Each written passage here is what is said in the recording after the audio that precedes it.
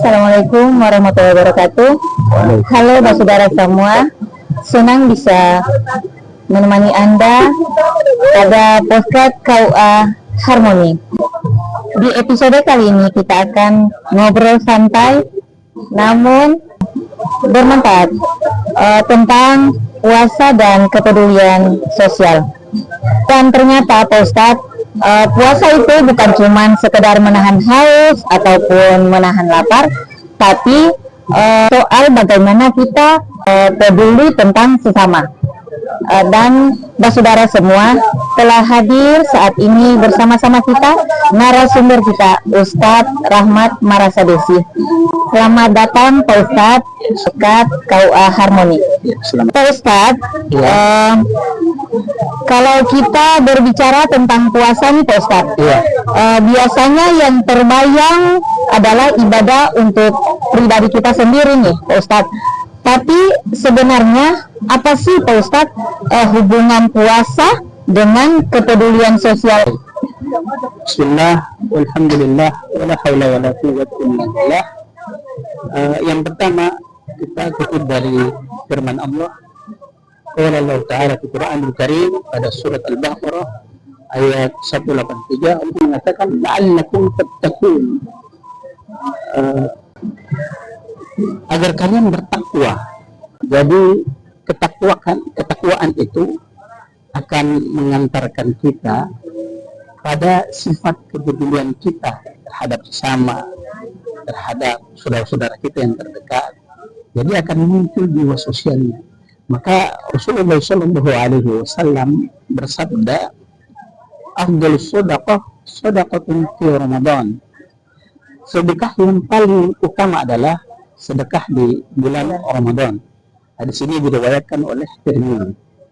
Maka artinya bukan kita berpuasa hanya sekedar menahan lapar atau dahaga, tapi harus berujung pada memberi. Kemudian akan muncul sifat puasa kita, yaitu dengan cara mendidik sehingga muncul rasa tanggung jawab, sehingga apa yang kita rasakan dari lapar dan dahaga itu seperti orang-orang yang fakir, maka akan muncul sifat kepedulian sosial.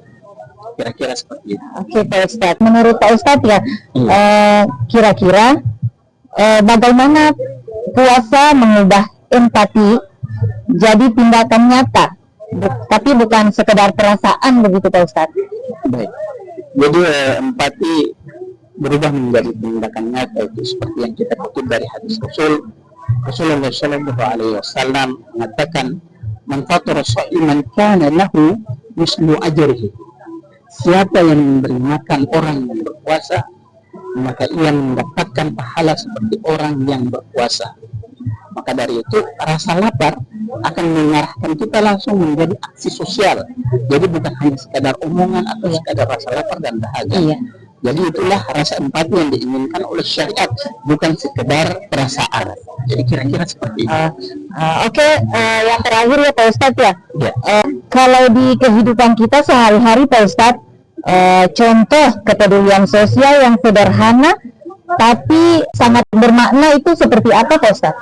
Jadi kepedulian yang bermakna yaitu, kalau menurut saya pribadi, kepedulian bermakna yaitu kita harus rasa peka itu ada dalam diri, sehingga kita punya rasa sifat kepedulian seperti yang Allah katakan itu dalam Al-Quran, yaitu wa ta'awanu 'alal birri wat taqwa. Dalam tolong menolong kalian dalam kebaikan akan memunculkan sifat ketakwaan kita. Itu pada surah Al-Maidah ayat 2. Jadi Allah mengatakan, siapa yang meringankan kesulitan seorang muslim mukmin di dunia, maka Allah akan meringankan kesulitan kita di hari kiamat. Seperti itu juga. Maka dalam Islam kepedulian sosial itu tidak harus menolong tidak harus kita melakukan dalam ucapan saja.